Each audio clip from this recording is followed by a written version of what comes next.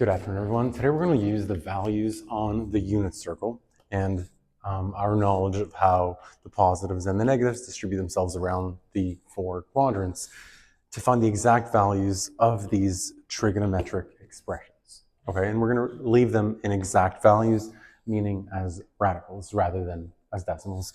And so for the first one, we have 1 over the sine of 315 degrees. Now, 315 degrees is this angle here, which has a reference angle of 45 degrees. But we know that sine is attributed to the vertical component, right? The ratio of the opposite side length of the hypotenuse.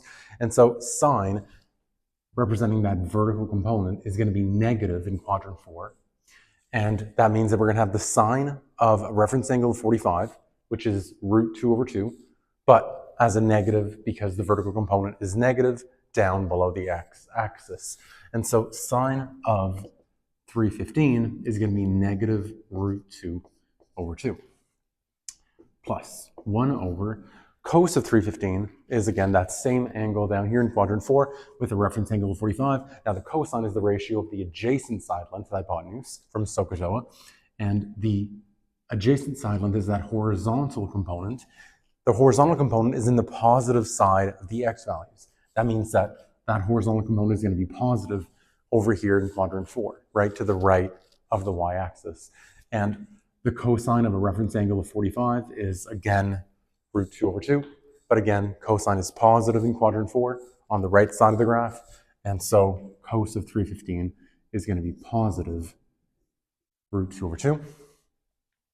Now we can keep going.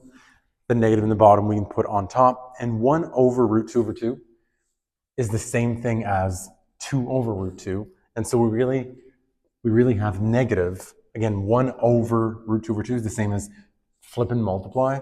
So we have 1 times 2 over root 2, which is just 2 over root 2.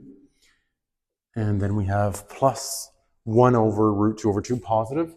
That's just, again, flip it, 2 over root 2. You can probably see that these cancel each other out, but for what it's worth, remember 2 is the same thing as root 2 times root 2, right? The square root of 2 times the square root of 2 is just 2. And so we get that over root 2 plus, again, 2 can be written as root 2 times root 2 over root 2. And I only do that so that you can properly see that 1 square root of 2 cancels out in each term. And so what we end up with is negative root 2 plus root 2, which is clearly 0. And that's our value. Okay.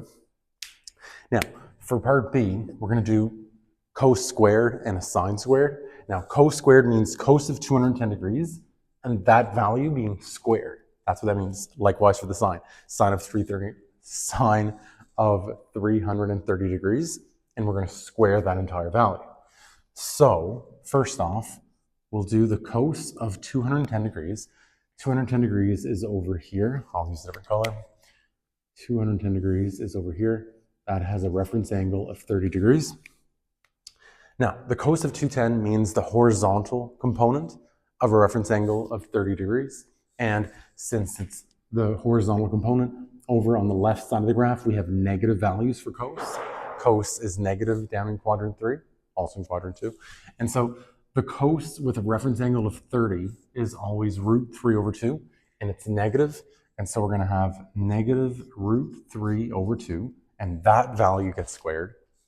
And then we'll subtract the sine of 330, and we'll square that value. Now, 330 is in quadrant 4 with a reference angle of 30 degrees. And sine is attributed to the vertical component. The vertical component, we already talked about this, is negative below the x-axis, right? These are the negative y values. And so that means that sine is negative down in quadrant 4. The sine of a triangle with a reference angle of 30 is 1/2.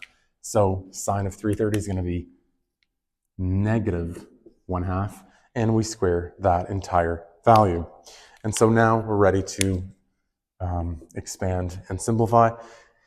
Negative root 3 squared is just positive 3. So we get 3 over 2 squared is 4. minus negative 1/2 squared, negative 1/2 times itself becomes positive 1/4, and 3/4 minus 1/4 is equal to 2/4, which is obviously equal to 1/2.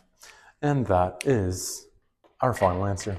So I hope that helps. I hope you guys start to see how the unit circle aids us in quickly finding values of sine and cos all over the unit circle in all 4 quadrants, right?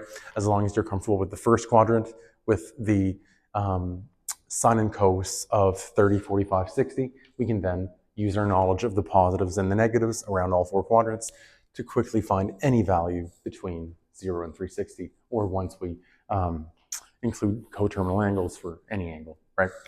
And also the rest of it is just a bit of manipulation with radicals, getting down to our simplified exact values. I hope this helps, and thanks for watching.